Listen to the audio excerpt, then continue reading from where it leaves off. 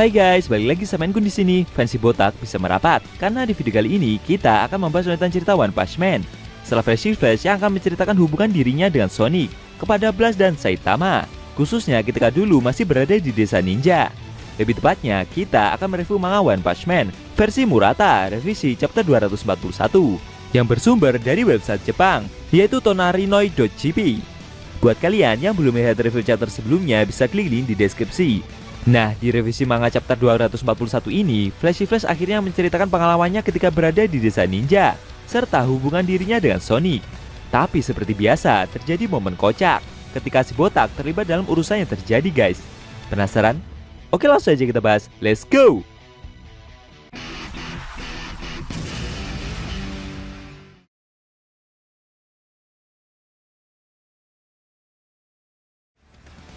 Judul chapter 241 kali ini adalah Desa Ninja. Pada awal scene, kita diperlihatkan Flash yang menceritakan masa lalunya. Desa Ninja adalah tempat untuk mencetak para pembunuh dengan mengumpulkan anak-anak yatim di bawah usia 17 tahun. Mereka dilatih selama lebih dari 1 dekade sebelum mengirimnya ke dunia bawah. Flash sendiri telah dijual oleh orang tuanya saat dia berusia 5 tahun dan dibawa ke desa tersebut. Para anak-anak tidak mungkin bisa kabur dari fasilitas desa itu, kecuali mereka telah menyelesaikan seluruh pelatihan dan kemudian diberikan izin lulus. Flash juga memiliki beberapa bekas luka, akibat dulu mendapat hukuman karena mencoba melarikan diri. Sehari di desa ninja akan berlangsung selama 72 jam, dan 6 jam diantaranya dipakai untuk tidur. Makanan yang diberikan tidak ada rasa, serta semua informasi dari luar diblokir sepenuhnya. Mereka menghabiskan hidup setiap hari sebagai mesin yang tak melakukan apapun selain belajar keterampilan untuk membunuh. Mereka semua juga tidak diizinkan untuk menunjukkan emosi manusiawi apapun. Mereka yang perasaannya telah mati dianggap sebagai anak yang berprestasi. Itu semua adalah lingkungan yang benar-benar layak disebut sebagai neraka. Waktu itu ada salah seorang guru yang memberikan pelatihan bertarung. Guru itu meminta anak-anak tersebut untuk tidak takut dengan rasa sakit. Air mata hanyalah akan mempengaruhi penglihatan mereka saja, dan mereka juga diminta untuk mempelajari cara mengurangi itu semua. Anak-anak yang tinggal di desa tersebut dilatih dengan cara yang sangat keras, termasuk Flash pula. Dia adalah bagian dari 21 anggota dari kelas ke-44. Mereka dilatih untuk tidak menganggap satu sama lain sebagai rekan, dan mereka juga dilarang untuk berbicara satu sama lain pula. Mereka diminta untuk menganggap jika anggota yang lain hanyalah sebagai partner latihan untuk latih tanding saja. Anak-anak itu diminta, kalau setelah lulus bertemu dengan rekan mereka ketika berada di lapangan, hubungan mereka satu sama lain adalah sebagai musuh yang harus saling membunuh. Beberapa saat setelah selesai diberi instruksi, para anak-anak itu bertarung satu sama lain. Dalam anggota 21 tersebut dibagi ke dalam beberapa squad. Untuk squad pertama sudah diperbolehkan untuk istirahat. Squad kedua lanjut ke instruksi di kelas. Squad ketiga dan 4 lanjut latihan menempa pisau. Dan untuk squad kelima, berhubung mereka masih belum bebas secara emosional, mereka pun disuruh untuk latihan taijutsu selama 3 jam. Mereka yang nilainya rendah mendapatkan program pelatihan yang lebih keras dan dimasukkan ke dalam squad kelima. Hal itu mendorong mereka hingga batas hidup, tanpa benar-benar menghancurkan tubuh anak-anak itu sendiri. Hal itu dilakukan karena bagi desa, anak-anak itu adalah komoditas yang berharga. Mereka tidak peduli mengeluarkan biaya berapapun dalam menanamkan sumber pendapatan mereka untuk masa depan. Anak-anak tersebut tetap hidup dengan obat-obatan yang diformulasi dengan menggunakan metode rahasia, yang membuat mereka bahkan untuk bunuh diri saja tidak mungkin terjadi. Pada suatu titik, Flash sendiri telah terbiasa bertingkah seakan-akan dia telah gagal.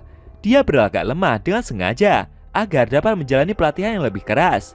Dalam latihan keras itu, Flash dilarang untuk berjalan kaki, dan jika dia melanggar, maka hukuman yang akan dia terima akan jauh lebih banyak lagi. Ketika Flash masih menjalani pelatihan di squad kelima itu, dia dihampiri oleh Sonic. Waktu itu Sonic menawarkan diri dan memberikan beberapa tips agar rekannya itu bisa menggunakan pisau dengan benar. Karena menurutnya, jika Flash tidak bisa menggunakannya dengan baik, maka dia tak akan pernah bisa pergi kemanapun. Momen tersebut adalah pertama kalinya mereka berbicara satu sama lain, dan kebetulan mereka juga berada di kelas lulusan yang sama. Flash sendiri memberitahu jika para pelatih mengetahui mereka berbicara satu sama lain, maka mereka akan berada dalam masalah besar. Meskipun Sonic ditempatkan pada kategori gagal seperti halnya Flashy Flash, tapi dia adalah seorang pemberontak. Penawaran yang dia berikan pun juga tidak ada hasilnya, karena mereka berdua saat itu memiliki fisik yang sama, dan mereka pun menjadi rekan latihan satu sama lain untuk berlatih teknik tingkat tinggi. Sonic adalah satu-satunya orang yang bisa Flashy Flash ajak bicara. Berbicara dengan orang lain telah membantunya memulihkan emosi yang terkunci selama pelatihan ini berlangsung. Bagi Flashy Flash, itu adalah sesuatu yang harus dia syukuri. Sebagai anggota kelas gagal, mereka diberikan berbagai macam tugas. Ketika di dalam hutan yang dihuni oleh binatang buas yang telah direkayasa secara genetik, mereka diperintahkan untuk menghapus kehadiran mereka sendiri dan bertahan selama 720 jam. Flashy Flash dan Sonic bekerja sama dalam misi itu. Mereka berdua juga berhasil membunuh semua binatang di hari pertama, dan kemudian menghabiskan sisa waktu untuk belajar. Sonic mengetahui latar belakang dari Flashy Flash yang dimasukkan ke desa ini ketika masih anak-anak. Menurutnya, ingatan Flashy Flash dalam kehidupan sebelumnya telah mendukung, dan itu adalah alasan mengapa rekannya itu tidak kehilangan dirinya sendiri. Di sisi lain, Sonic juga bercerita jika dia lahir di dalam fasilitas desa ini. Sonic yakin rekannya itu pasti bertanya-tanya mengapa dirinya belum berubah menjadi robot pembunuh seperti anak-anak pada umumnya. Menurut instruktur, Sonic disebut sebagai gagal, tapi menurutnya itu tidak benar. Sonic terlahir dengan semangat yang kuat, dan itu membuat upaya desa ini dalam mengendalikannya jadi sia-sia. Sonic mengaku jika dia memiliki mimpi untuk masa depan. Dia akan merobak sistem buruk yang dimiliki organisasi ini. Menurutnya, teknik membunuh tidak ada gunanya untuk hal apapun, kecuali dalam hal membunuh seseorang. Sonic ingin naik ke tingkat tertinggi dan mengambil alih desa, kemudian membesarkan anak-anak yatim piatu yang mengalami kondisi yang sama dengan mereka di lingkungan yang lebih bebas dan terbuka. Menurutnya, apa yang dia pikirkan memiliki nilai sejati, yaitu kekuatan untuk menjalani hidup sesuai keinginan mereka sendiri. Menurut Sonic, mereka belum mempunyai hak itu sekarang. Sonic juga berharap agar rekannya Flashy Flash akan membantunya pula. Dia bisa tahu karena mata yang dimiliki rekannya itu sama dengannya. Beberapa tahun kemudian, ketika usia Flashy Flash menginjak 16 tahun, kemampuannya yang luar biasa telah diakui sejak lama, dan dia pun mendapatkan peringkat tertinggi. Rasa keadilan yang Flashy Flash rasakan terbakar hebat melawan angin yang ada di hadapannya. Pada hari upacara kelulusannya, Flashy Flash dibawa ke ruang aula, dan dia diperlihatkan kubus hitam yang selama ini pihak desa simpan. Tapi saat itu pula, dia segera menghabisi para instruktur yang ada. Flashy Flash membunuh semua orang, para instruktur, para staf, para anggota yang lain di kelas kelulusannya, dan siapa saja yang berhubungan dengan fasilitas desa ninja. Dia telah berhasil menghilangkan kejahatan hingga ke akar-akarnya. Tekadnya yang kuat dan usaha yang tak kenal lelah telah membuahkan hasil. Tapi karena Sonic terbaring sakit di tempat tidurnya, membuatnya tak bisa menjadi saksi di hari itu ketika Flashy Flash membantai seluruh desa. Beberapa waktu kemudian, informasi tentang berdirinya asosiasi pahlawan telah sampai ke telinganya. Dan akhirnya Flashy Flash mulai menggunakan kekuatan yang dia miliki untuk pekerjaan pahlawan profesional. Ketika telah menjadi pahlawan, Flashy Flash sempat melihat postur buronan Sonic. Dia pun jadi teringat soal mimpi yang rekannya itu ceritakan ketika dulu berada di desa ninja. Menurutnya, kondisi dadakan terhadap dunia luar ini pasti telah mencegahnya untuk menemukan jalan hidupnya sendiri. Sonic pergi mencari pekerjaan, dan dia akhirnya menjadi pembunuh bayaran. Waktu berlalu cukup lama setelah kejadian itu. Flashy Flash sendiri tidak menyangka jika mantan rekannya tersebut masih hidup. Ternyata lokasi pahlawan perempuan itu menceritakan semua kejadian tersebut adalah di dalam apartemen Saitama, guys. Bahkan Blast, Tafshichi, dan Manako juga ikut. Selesai mendengar cerita panjang lebar tersebut, suasana hening tercipta beberapa saat. Kemudian Saitama bertanya, kenapa pahlawan perempuan itu mengajak mereka semua ke dalam kamarnya ini? Sambil sewot, Flashy Flash memberitahu, ketika seorang guru menyimpan waktu untuk menceritakan masa lalunya kepada muridnya, harusnya tata krama yang benar itu setidaknya memberikan mereka tes sebagai minuman. Oh ya, si botak gak nyuguhin minuman sama sekali nih. Lalu tiba-tiba dari balik lubang dinding di sebelahnya, Genos muncul dan memberikan pahlawan kelas S itu teh yang dia minta. Sambil berkomentar jika hal tersebut begitu bodoh. Genos tidak menyangka jika alasan itulah kenapa Sonic menyimpan dendam kepada pahlawan perempuan tersebut.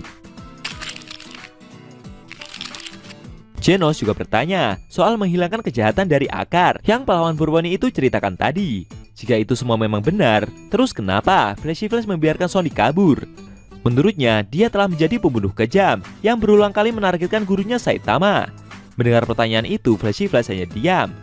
Staf Shichi yang melihat pahlawan cyborg tersebut melubangi dinding seenaknya sendiri, berkomentar dalam hati. Harusnya mereka tidak sampai melakukan perubahan yang tidak sah di dalam asrama pahlawan ini.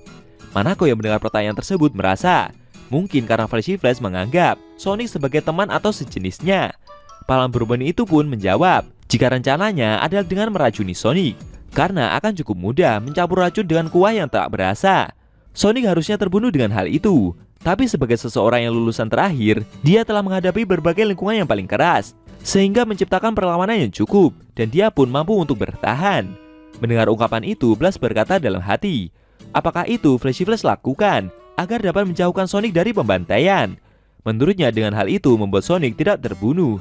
Serta faktanya, Flashy Flash memang tidak benar-benar ingin membunuh mantan rekannya tersebut. Saitama juga ikut berkomentar. Tapi konyolnya, gara-gara ngomongin soal Sonic yang makan diberi racun tadi, dia malah jadi teringat soal rebusan makanan. Sontak saja mereka semua pun menoleh ke si botak. Saitama memberitahu jika masih ada beberapa brokoli dan wortel yang tersisa di dalam kulkasnya. Kayaknya si botak mau nyuguhin mereka makanan nih guys. Atau mungkin mau ngajakin mereka semua makan bareng.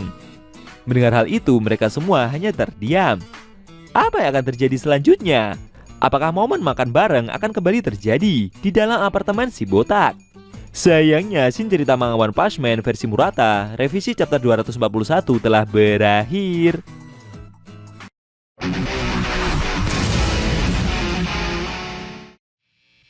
Nah, itu tadi review manga One Punch Man versi Murata, revisi chapter 241 yang edisinya memperlihatkan Flashy Flash yang selesai menceritakan masa lalunya dengan Sonic. Namun secara tiba-tiba, Saitama malah menawari mereka semua makan bareng, karena di dalam kulkasnya masih ada beberapa sayur yang tersisa. Bagaimana menurut kamu? Jangan lupa tinggalkan komentar kalian ya. Kalau mau nonton review sebelum atau selanjutnya, bisa klik link di deskripsi. Linknya udah Mimin taruh di sana kok. Buat kalian yang nonton review manga One Punch Man secara maraton, baik itu versi manga One atau Yusuke Murata, linknya ada di deskripsi juga ya guys. Oke? Tekan like kalau suka sama video ini dan dislike kalau nggak suka. Jika ada kata-kata dari Enku yang kurang pas, Enku mohon maaf dan sampai bertemu di video review manga One Punch Man versi Murata selanjutnya.